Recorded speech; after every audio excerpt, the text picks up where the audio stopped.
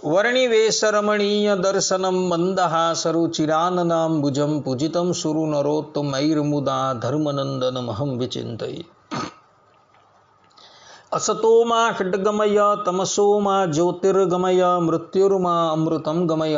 ओम शांति शांति शांति। अस्मद्गुरु समारंभां नाथ यामून मध्यमां लक्ष्मी वल्लभ पर्यंतां वंदे गुरु परंपरा। આજની જ્ઞાન સભાની અંદર પધારનારા બધા જ ભગવદ ભક્તોને વેદાંતાચાર્ય પુરાણ ઇતિહાસ આચાર્ય અમે ફિલોસોફી શાસ્ત્રી રાકેશભાઈના હિતપૂર્વક જય સ્વામિનારાયણ। ભક્તો, આજની આ જ્ઞાન સભાની અંદર આપણે બધા ભગવાન સ્વામિનારાયણે લખેલી શિક્ષાપત્રીના 159મા શ્લોકની સ્પષ્ટતા શ્રવણ કરશું તો બધા જ શ્રોતાગણો આ પ્રવચન એકાગ્ર મને કરીને શ્રવણ કરે। તો ભગવાન સ્વામિનારાયણ શિક્ષાપત્રીના 159મા શ્લોકની અંદર પોતાને આશ્રિત એવી પતિવ્રતા સ્ત્રીઓને ઉપદેશ આપતા કહે છે કે સ ભર્તુકાભિર નારીભિ સેવ્ય સ્વપતિ રીસવત અંધો રોગી દરિદ્રો વા ષંડો વાચ્યમ ન દુર્વચઃ। અર્થાત કે અમારે આશ્રિત જે સુવાસિની એટલે કે પતિવ્રતા બાઈઓ, તેમણે પોતાનો પતિ અંધ હોય, રોગી હોય, દરિદ્ર હોય, નપુંસક હોય તો પણ તેને ઈશ્વરની પેટે સેવવો અને તે પતિ પ્રત્યે કટુ વચન ન બોલવું, આ પ્રમાણેની આજ્ઞા ભગવાન સ્વામિનારાયણે પતિવ્રતા સ્ત્રીઓને આપેલી છે। કહેવાનું તાત્પર્ય એ છે કે પતિવ્રતા નારીઓએ પોતાનો પતિ અંધ હોય કે રોગી હોય કે દરિદ્ર હોય કે નપુંસક હોય પણ તે ઈશ્વરની પેઠે સેવવા યોગ્ય છે। જેમ ઈશ્વર સેવા કર્યા થકા સર્વ પુરુષાર્થને આપનાર છે એ પ્રમાણેનો નિશ્ચય કરી પતિની અંદર રહેલા દોષોનો ત્યાગ કરી એની અંદર નિર્દોષ બુદ્ધિ લાવી મહાપ્રેમથી શ્રદ્ધાપૂર્વક સમય પ્રમાણે તેની સેવા કરવાની છે। વાલ્મીકી રામાયણની અંદર મહર્ષિ વાલ્મીકીજી કહે છે કે નગરસ્થો વનસ્થો વા શુભો વા યદી વા અશુભઃ યાસામ સ્ત્રીણામ વિપ્રોભરતા તાસામ લોકા મહોદયઃ દુઃશીલઃ કામવૃત્તો વા ધનેર્વા પરિવર્ધિતઃ સ્ત્રીણામ આર્ય સ્વભાવાનામ પરમમ દૈવતમ પતિઃ। અર્થાત કે નગરમાં રહેતો હોય કે વનમાં, શુભ સુંદર હોય કે ન હોય, જે સ્ત્રીઓને પતિ ઉપર પ્રેમ હોય તે સ્ત્રીઓના બધા જ લોક શ્રેષ્ઠ સુખ આપનારા છે।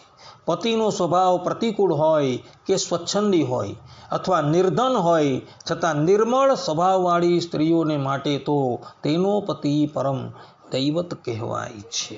આ પ્રમાણે મહર્ષિ વાલ્મીકીજીએ પણ નારીઓને પાતિવ્રત્ય ધર્મ પાળવાની આજ્ઞા કરેલી છે અને પોતાના પતિની સેવા કરવાની આજ્ઞા કરેલી છે। ભગવાન શ્રી કૃષ્ણ પણ પોતાના સ્વમુખે ગોપીઓને ઉપદેશ આપતા શ્રીમદ ભાગવતના 10મ સ્કંદના 29મા અધ્યાયની અંદર કહે છે કે યા પતિ હરિભાવેન ભજેત શ્રી રીવ તત્પરા હરિયાત્મના હરિર્લોકે પત્યા શ્રી રીવ મોદતે ભર્તુ શુશ્રૂષણમ સ્ત્રીણામ પરો ધર્મોય માયયા તદબંધૂનામ ચ કલ્યાણ્યઃ પ્રજાનામ ચાનુપોષણમ દુઃશીલો દુર્ભગો વૃદ્ધો જડોરોગ્ય ધનોપી વા પતિઃ સ્ત્રીભિર્ન હાતવ્યો લોકેપ્સુભેર પાતકી। અર્થાત કે હે કલ્યાણીઓ, નિશ્ચલ ભાવથી પોતાના પતિની સેવા કરવી, પતિના બંધુઓની અને તેની પ્રજાની પણ અનુકૂળ પોષણ દ્વારા સેવા કરવી તે જ સ્ત્રીઓનો પરમ ધર્મ છે। તે સ્વભાવે દુષ્ટ હોય, દુર્ભાગ્યવાળો હોય, જળ હોય, રોગી હોય કે નિર્ધન હોય તો પણ પુણ્ય લોકને ઈચ્છનારી સ્ત્રીઓએ પતિને તજી દેવો નહીં। જો મહાપાપ કરનારો હોય તો તેનો ત્યાગ કરવો। આ પ્રમાણે ભગવાન શ્રી કૃષ્ણએ પણ સ્ત્રીઓને ઉદ્દેશી ગોપીઓને કહેલું છે કે નારીનો પરમ ધર્મ એ કેવલ પતિની સેવા કરવી એ જ છે. આ સંબંધની અંદર એક ચરિત્ર અવલોકન કરવા યોગ્ય છે, જેથી આ વિષયની યથાર્થ રૂપે સ્પષ્ટતા થશે. માર્કંડેય પુરાણની અંદર શાંડિલી નામની એક પતિવ્રતાનું ચરિત્ર આવે છે. આ શાંડિલીને કેટલાક લોકો સૌભ્યા તરીકે પણ કહે છે. આ સૌભ્યાના લગ્ન જે છે, અર્થાત કે શાંડિલીના લગ્ન જે છે, એ પ્રતિષ્ઠાનપુરની અંદર રહેલા એક કૌશિક નામથી પ્રસિદ્ધ બ્રાહ્મણની સાથે થયા હતા. બંનેનું દાંપત્ય જીવન જે છે એ પ્રારંભની અંદર તો બહુ સારું હતું, પરંતુ આ કૌશિક નામનો જે બ્રાહ્મણ જે છે એ પૂર્વેના પોતાના કોઈ કર્મને લઈને અત્યંત બીમાર પડી ગયો. એને એટલો બધો ઘૃણિત રોગ થયો કે તે પથારીમાંથી ઊભો પણ થઈ શકતો ન હતો. અને આ શાંડિલીની જે છે એ પોતાના પતિની ઈશ્વર બુદ્ધિથી સેવા કરતી હતી. પોતાના પતિના ચરણની અંદર તેલનું માલિશ કરવું, શરીર દબાવવું, પોતાના હાથેથી સ્નાન કરાવવું, ભોજન કરાવવું ઇત્યાદિક બધી જ ક્રિયાઓ જે છે એ આ શાંડિલીની કરતી હતી. એનો પતિ જે છે એ એને વિશે ઘણી વખત કટુ વચન બોલતો હતો,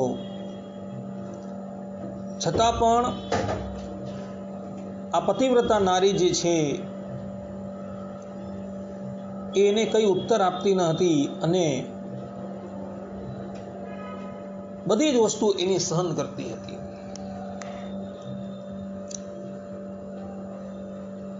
એક સમયની વાત છે,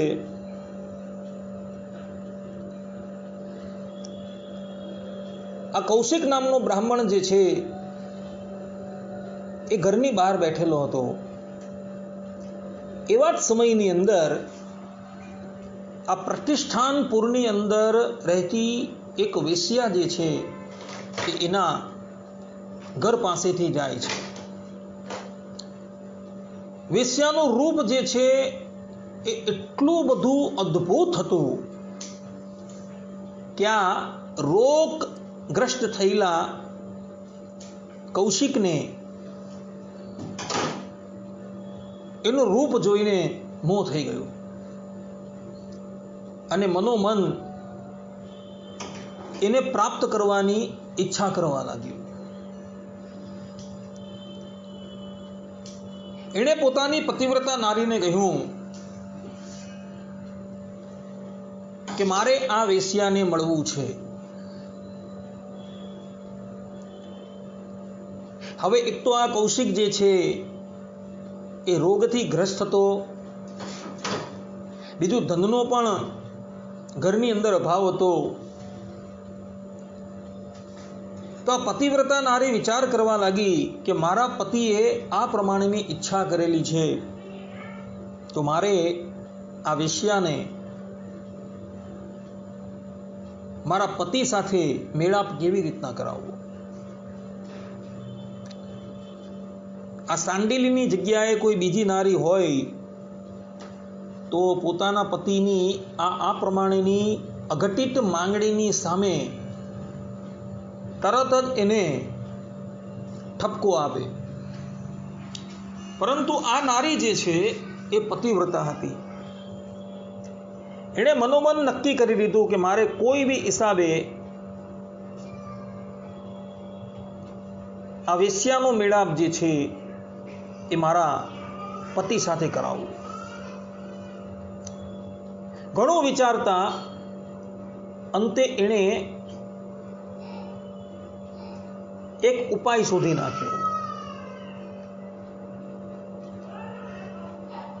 રાત્રિને વિશે એ ઊભી થાય અને આ વેશ્યાના ઘર પાસે જાય અને એના ઘરનું બધું જ આંગણું જે છે એ સાફ કરી નાખે.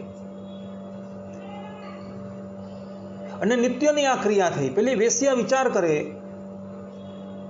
કે હું હજુ ઊભી થાઉં એ પહેલા મારા ઘરનું વાસિંદું વળાઈ જાય છે, પાણી છટકાઈ જાય છે, આ બધું કોણ કરતું હશે? એટલે એક દિવસ એણે નક્કી કર્યું કે આજે જે પણ કોઈક આ ક્રિયા કરે છે એને હું પકડી લઉં. એટલે રાત્રિને વિશે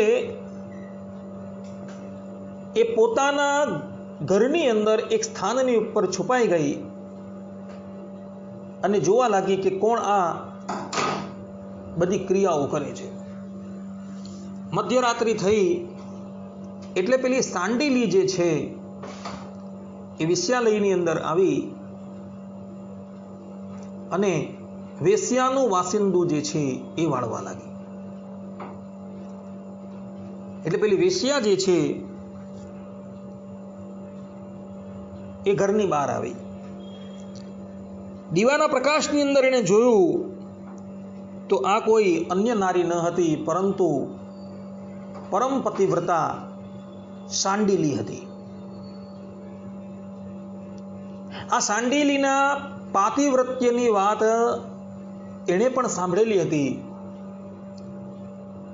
એટલે એ વેશ્યા જે છે એ સાંડીલીના પગની અંદર પડી ગઈ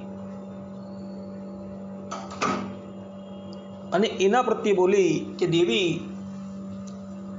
હું તો એક અધમ નારી છું ને તમે એક પરમ પતિવ્રતા છો, તો મારા જેવી નારીના ઘરનું આંગણું તમે શા માટે માળો છો? વેશ્યાની વાત સાંભળી સાંડીલી બોલી કે મારા પતિને તમારી જરૂર છે, તમને મળવું છે. મારી પાસે ધન નથી, તો એ ધન ન હોવાથી હું તમને ધન આપીને પણ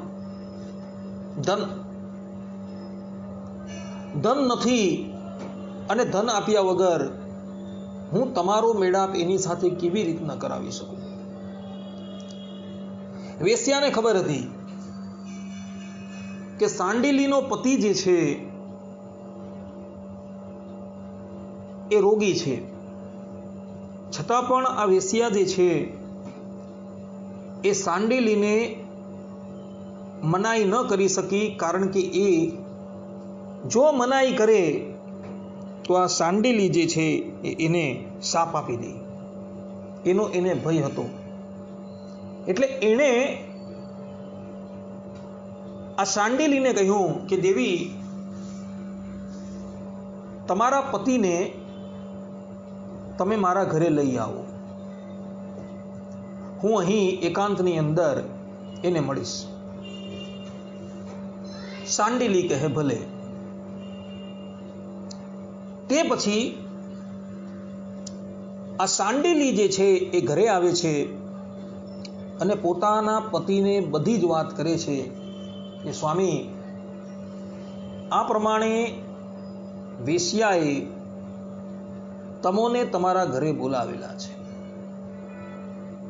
માટે આપણે આજે રાતના એ વેશ્યાની પાસે જશું. એનો પતિ કહે કે ભલે. હવે આ કૌશિક નામનો જે બ્રાહ્મણ જે છે એના શરીરની અંદર એટલી પણ શક્તિ રહી ન હતી કે એ ઊભો થઈને ત્યાં જઈ શકે. એટલે કૌશિકે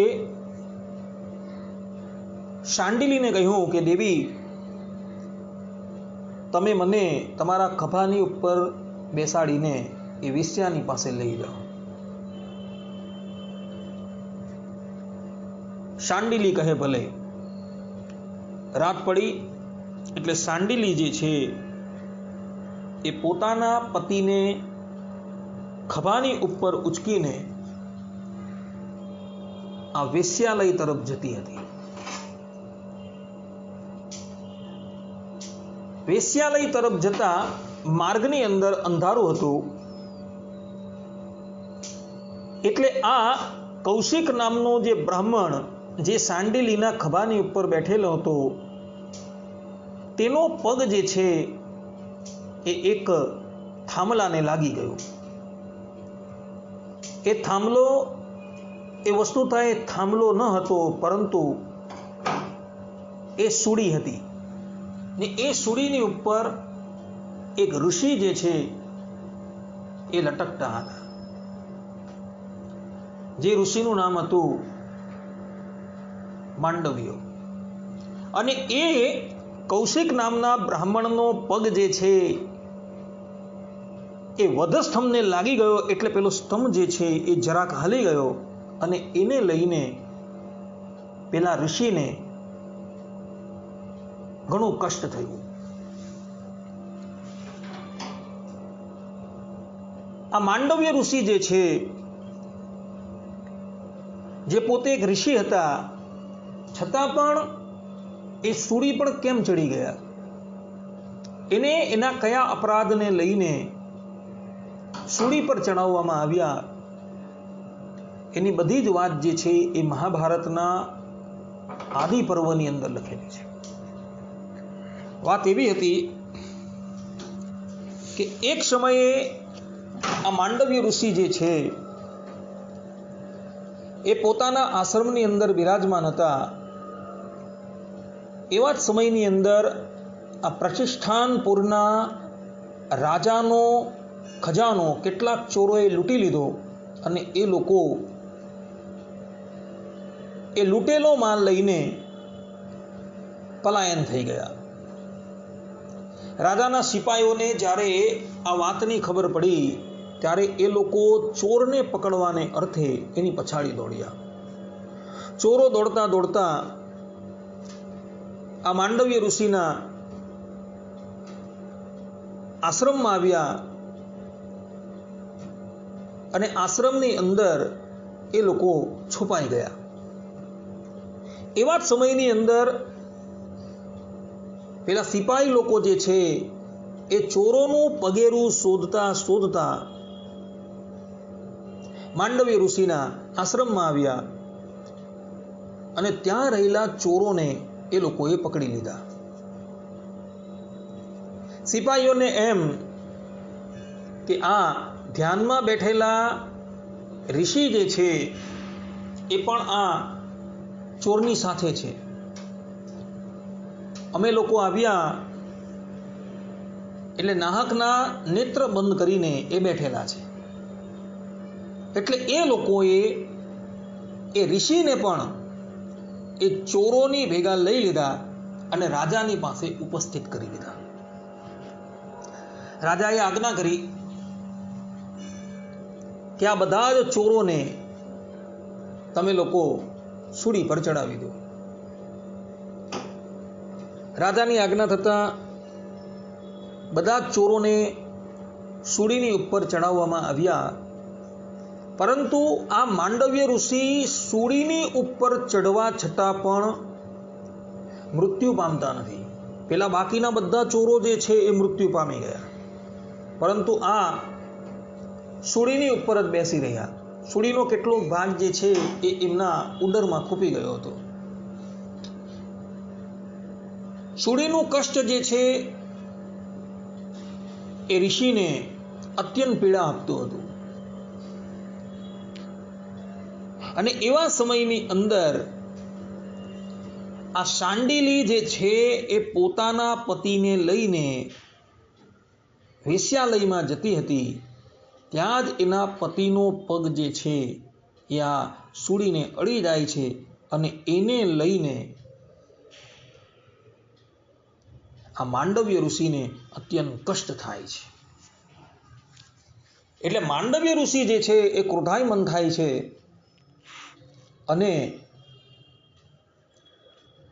સુડી હલાવનારાને સાથ પાપતા બોલે છે કે જે પણ કોઈક વ્યક્તિએ આ સુડીને હલાવી દીધી છે એ પ્રાતઃકાલે સૂર્ય ઉદય થતાં જ મૃત્યુ પામશે. ઋષિના વચન જે છે એ શાંડિલીએ સાંભળી લીધા એટલે એ પણ બોલી કે જો પ્રાતઃકાલે સૂર્ય ઉદય થતા મારો પતિ મૃત્યુ પામે તો હું સૂર્યને ઉદય જ ન થવા દઉં. કાલે સવારે સૂર્ય ઉદય જ નહીં થાય. મારું પાતિવ્રત્યપણું જો અક્ષુણ હોય તો પ્રાતઃકાળે સૂર્ય ઉદય જ ન થાય. હવે આ પ્રમાણે જ્યારે શાંડિલી બોલી એટલે ત્રિલોકીની અંદર હાહાકાર થઈ ગયો. પ્રાતઃકાળ થવા આવેલો છે, સૂર્ય ઉદય થતો નથી. કારણ કે સૂર્યદેવને પણ ભય છે કે આ પાતિવ્રત્ય ધર્મ પાળનારી શાંડિલીના વચનને જો હું ઉલ્લંઘન કરીશ તો મારું અસ્તિત્વ જે છે એ સમાપ્ત થઈ જશે. ભક્તો, જગતની અંદર પતિવ્રતાને ચુનૌતી આપનારો કોઈ થયો નથી. શ્રીમદ નારાયણ જે છે એ પણ પતિવ્રતાના સાપને લઈને પથ્થર બની ગયા હતા, જે આજે પણ શાલિગ્રામના રૂપની અંદર જોવા મળે છે. માતા અનસુયાની પરીક્ષા કરવા આવનારા ત્રિદેવોને માતા અનસુયાએ પોતાના પાતિવ્રતના પ્રભાવથી નાના બાળક બનાવી દીધા હતા. તે જ પ્રમાણે આ શાંડિલી છે એ પણ મહાન પતિવ્રતા છે. એણે જોયું કે પ્રાતઃકાલ થતા મારો પતિ મૃત્યુ પામશે તો એણે પોતાના પાતિવ્રત્ય ધર્મના પ્રતાપથી પ્રાતઃકાલે સૂર્યને ઉદિત જ ન થવા દીધો. સૂર્ય ઉદિત થતા નથી. ઋષિઓની બધી જ ક્રિયાઓ જે છે એ બંધ થઈ ગઈ છે. ત્રિલોકીની અંદર હાહાકાર મચી ગયો છે. હવે શું કરવું? બધા જ દેવતાઓ દોડતા દોડતા માતા અનસુયાની પાસે આવે છે. આ એ જ અનસુયા છે કે જેની પરીક્ષા લેવા માટે ત્રિલોકીના પ્રધાન દેવતા બ્રહ્મા, વિષ્ણુ અને મહેશ પધારેલા હતા. એ લોકો સંન્યાસીનું રૂપ લઈને માતા અનસુયાની પાસે પધારે છે અને અનસુયાની પાસે ભિક્ષા માંગતા હોય છે. અનસુયા દેવી ભિક્ષાનું પાત્ર લઈને બહાર આવે છે. ત્યાં ત્રણેય સંન્યાસીઓ એવું કહે છે કે તમે નગ્ન થઈને જો ભિક્ષા આપશો તો જ અમે એ ગ્રહણ કરશું. અનસુયા દેવી પતિવ્રતા છે. પતિવ્રતના હોવાથી કોઈ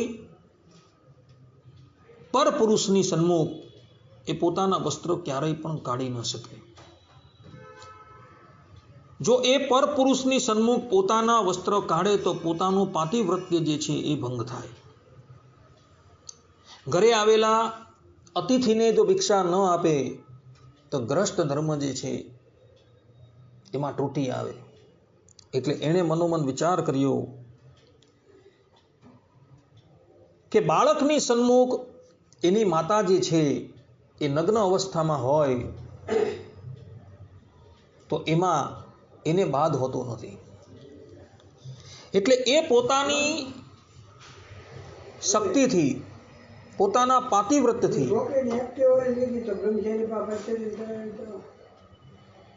પોતાની સન્મુખ ઉપસ્થિત થયેલા ત્રિલોકીના પ્રધાન દેવતાઓને નાના બાળક બનાવી દે છે અને પછી પ્રેમપૂર્વક એને ભિક્ષા આપે છે. તો એવી આ અનસુયા દેવી જે છે એ અનસુયા દેવી આ શાંડિલીની પાસે આવે છે અને શાંડિલીને કહે છે કે દેવી,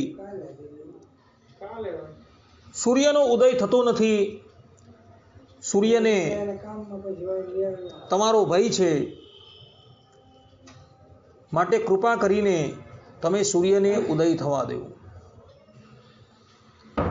ત્યારે શાંડિલી કહે છે કે દેવી, જો સૂર્યનો ઉદય થયો તો મારા પતિદેવ જે છે એ પરલોકવાસી થઈ જશે, અને એટલે માટે અમે સૂર્યને ઉદય થવા દેતા નથી. કારણ કે આ ઋષિએ મારા પતિને શાપ આપેલો છે કે પ્રાતઃકાળ થતા મારી સૂડી હલાવનારાનું મૃત્યુ થઈ જશે. તો હવે તમે જ વિચાર કરો મારે શું કરવું. મારો પતિ જે છે એ મારે માટે ઈશ્વર છે, તો હું એને કેવી રીતે કાળના મુખમાં જતા જોઈ શકું. સ્કંદ પુરાણના કાશીખંડ અધ્યાય 4:47-48 ની અંદર કહ્યું છે કે ધર્મવાળી સ્ત્રીને માટે દેવ, ગુરુ, ધર્મ, તીર્થ તથા વ્રતો બધું પતિ જ છે. તેથી તે બધાને તજી દઈને એક પતિને જ સેવે પૂજે. સ્કંદ પુરાણના કાશીખંડ અધ્યાય 4:34 ની અંદર પણ સ્પષ્ટ રૂપે કહ્યું છે કે સ્ત્રી તીર્થમાં સ્નાન કરવા ઈચ્છતી હોય તો તે પતિના ચરણ પ્રક્ષાલિત કરેલું જલપાન કરે. તે સ્ત્રીને માટે તેનો પતિ શિવ તથા વિષ્ણુથી પણ વધુ મહત્વ ધરાવે છે.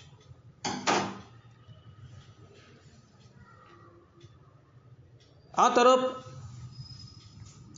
શાંડિલીની વાત સાંભળી અનસૂયા કહે છે કે દેવી, તમે એ બાબતની ચિંતા ન કરો, તમે સૂર્યનો ઉદય થવા દેવો, અને સૂર્ય ઉદય થતા તમારો પતિ જો મૃત્યુ પામશે તો હું મારા પાતિવ્રત્યના પ્રભાવથી તમારા પતિને જીવિત કરી દેવા. આ પ્રમાણેની વાત સાંભળી શાંડિલી જે છે એ કહે છે કે ભલે. અને ત્યારબાદ સૂર્યદેવ જે છે એ ઉદિત થાય છે. અને જેવા સૂર્યદેવ ઉદય પામ્યા એટલે શાંડિલીનો પતિ જે છે એ કાળના મુખની અંદર જતો રહ્યો. પરંતુ ત્યાં અનસૂયા દેવી ઉપસ્થિત હતા. એણે પોતાના પાતિવ્રત્યથી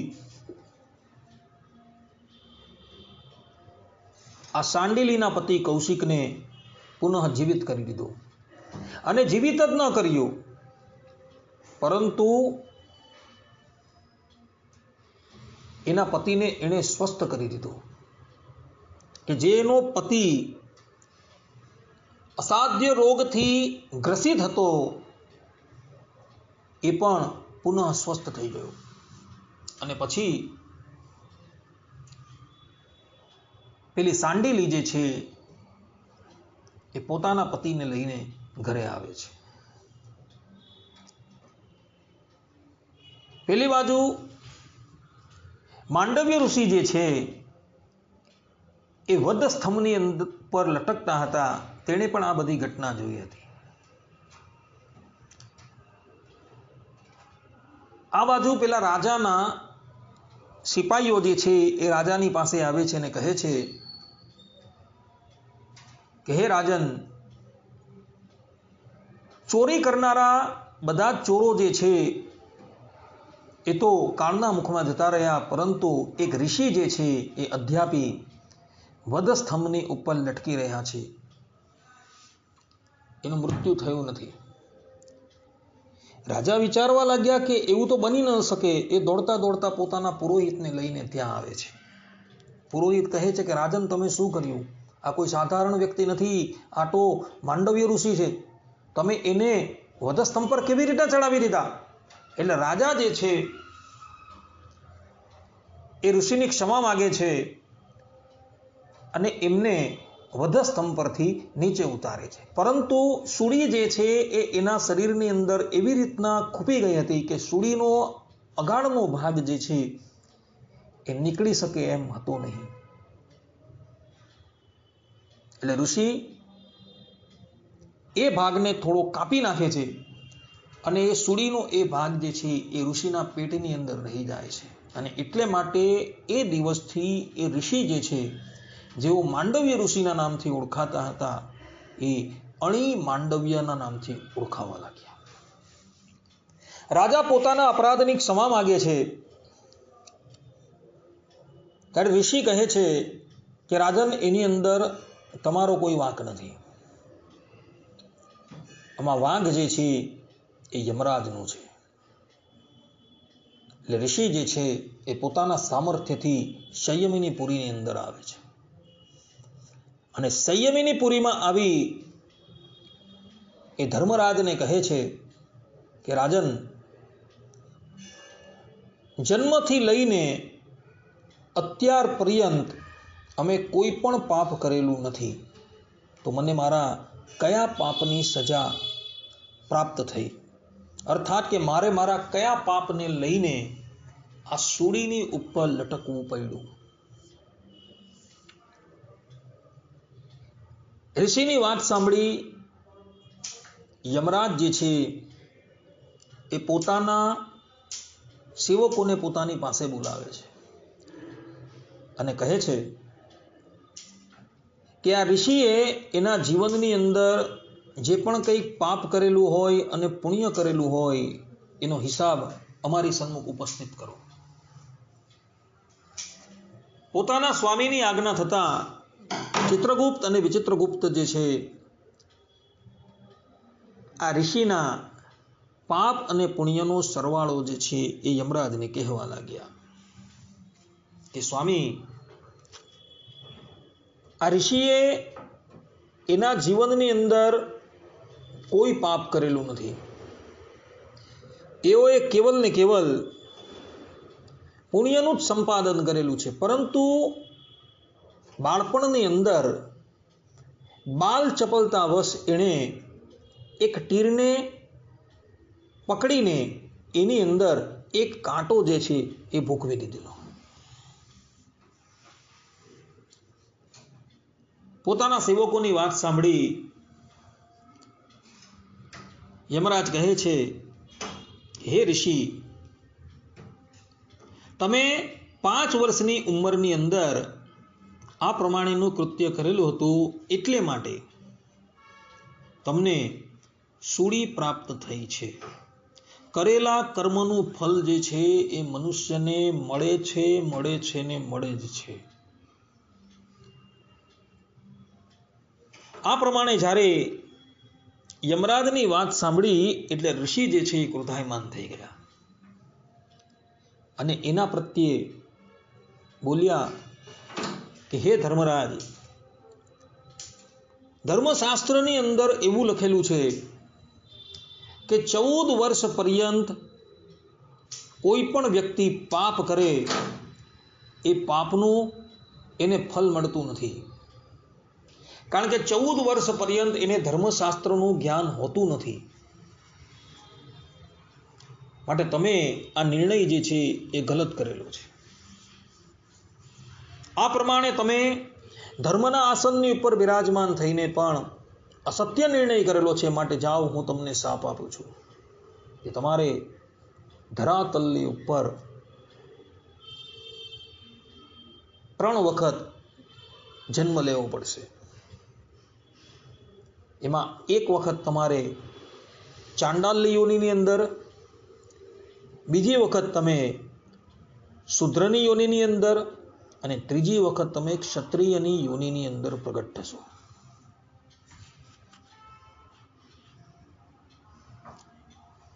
ઋષિની વાત સાંભળી યમરાજ પોતાનું મસ્તક ઝુકાવી દે છે અને એમનો એ શાપ જે છે એ અંગીકાર કરે છે અને પોતાના આસન પરથી ઊભા થઈ એ મૃત્યુ લોકની અંદર સર્વપ્રથમ ચાંડાલના ઘરે પ્રગટ થાય છે. એ ચાંડાલ કયા?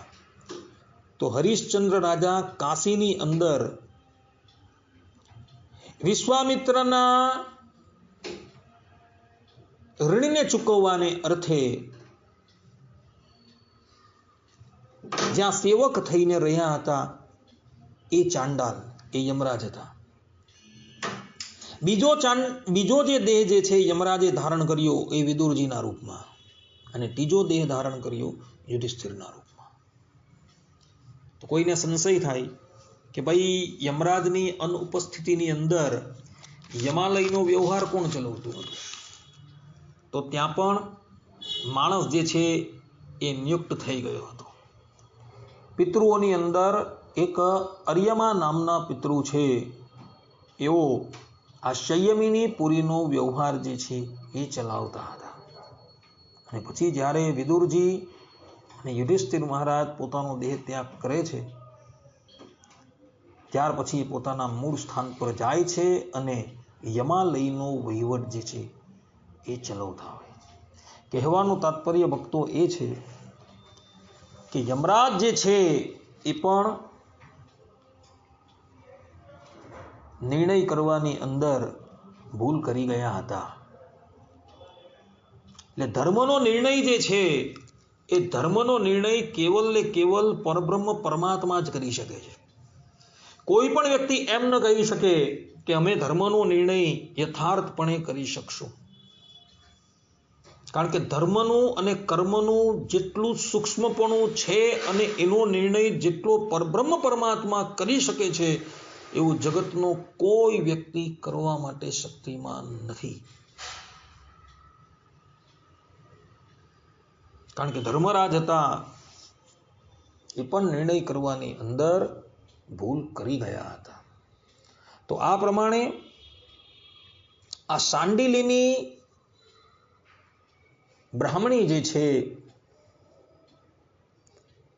એ સમય જતા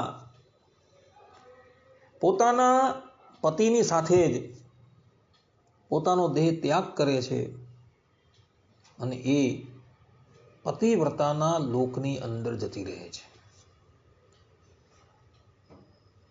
અને પછી ત્યાં એ બંને જણા સુખપૂર્વક રહે છે. કહેવાનું તાત્પર્ય ભક્તો એવું છે કે પતિવ્રતા નારીનો શાપ જે છે કે આશીર્વાદ જે છે એ ક્યારેય પણ વિફળ જતો નથી. અનંતકોટી બ્રહ્માંડ નાયક પરબ્રહ્મ પરમાત્મા સર્વેશ્વર શ્રી હરિ પણ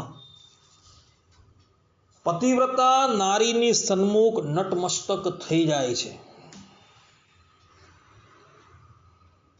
એમને ચુનૌતી આપનાર આ જગતની અંદર કોઈ થયું નથી અને થવાનું પણ નથી. પતિવ્રતાનો ધર્મ જે છે એ એટલો બધો ઉત્કૃષ્ટ છે કે જેની કોઈ વાત નહીં. પતિવ્રતા નારીને માટે એનો પતિ જે છે એ જ ભગવાન છે. એને ઇતર ભગવાન શોધવાની જરૂર પડતી નથી. એની સન્મુખ જે ઉપસ્થિત એનો પતિ જે છે એ જ એને માટે ભગવાન હોય છે. ધરાતલની ઉપર એવી અનેક પતિવ્રતા નારીઓના ચરિત્રો જે છે એ ઋષિમુનિઓએ લખેલા છે કે જે લોકોએ અસાધારણ કાર્ય કરેલા છે. તો આ પ્રમાણે શાંડિલીનું ચરિત્ર જે છે એ આ માર્કંડેય પુરાણની અંદર 16મા અધ્યાયની અંદર જોવા મળે છે. અસ્તુ.